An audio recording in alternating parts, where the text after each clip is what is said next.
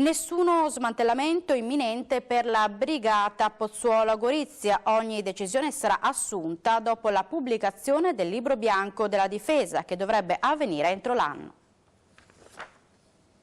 È arrivato a Gorizia nel pomeriggio il sottosegretario di Stato alla Difesa, l'onorevole Domenico Rossi. In regione, per alcuni appuntamenti istituzionali, ha incontrato i vertici della brigata Pozzuolo del Friuli e ha sottolineato come i movimenti che riguardano la brigata stessa dipendono dalla conclusione del libro bianco, la cui pubblicazione ufficiale sarà fra qualche mese. Le linee guida del libro bianco della difesa sono state già approvate, come sapete, dal Consiglio Supremo di Difesa, cioè dal Presidente della Repubblica,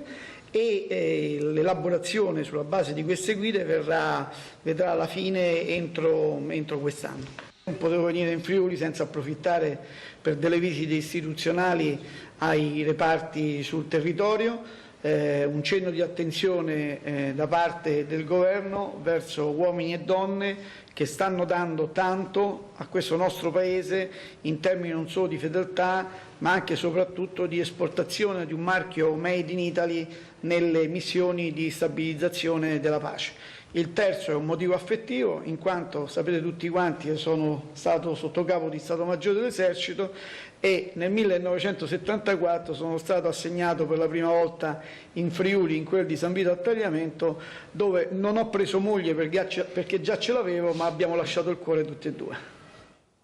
Non è detta